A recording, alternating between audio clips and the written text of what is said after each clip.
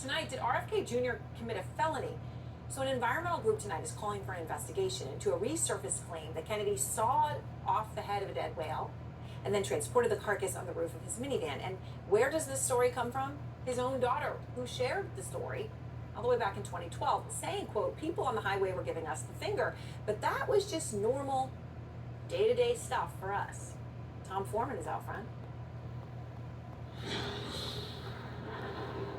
A million whale watchers come to New England each year, but it was a dead whale that brought Robert F. Kennedy Jr. running in the 1990s.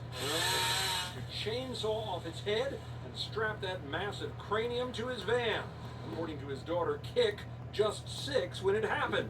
Every time we accelerated on the highway, she told Town and Country in 2012, whale juice would pour into the windows of the car, and it was the rankest thing on the planet.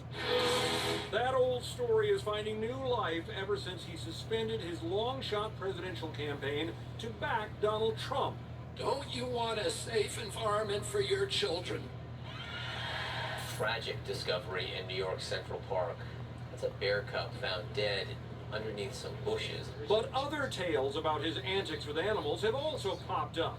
Take that dead bear cub he says he found 10 years ago on a rural road with friends. I said, let's go put the bear in Central Park and we'll make it look like he got hit by a bike. The prank became a gruesome sensation. And I was like, oh my God, what did I do? For a man with deep roots in the environmental movement, RFK Jr.'s menagerie of animal companions could be called eccentric.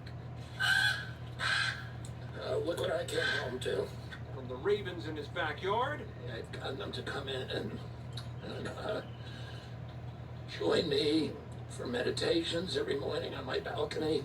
to the sea lion he once had in his pool, to the regular lion he took on walks until he says it slaughtered a deer, to the pet emu with his wife, actress Cheryl Hines. He didn't like people, except Bobby. And so he would just chase people around and terrify them and try to peck them. Still, those stories pale alongside matters like the persistent claim RFK Jr. ate a roasted dog overseas. Yeah, Daddy would never do something like that. It was a goat. And the parasitic worm he says doctors found in his brain. For RFK Jr., it all just fits. You know, I've lived a very, I would say, vivid life. But all of these vivid stories could be a problem now that Trump is taking him on as a political ally, if only because it opens up another chance for critics to say Team Trump, Aaron, is just weird. Well, I will say vivid is an interesting word. I was looking for I was waiting to hear the word he was going to use. Vivid indeed. Tom, thank you.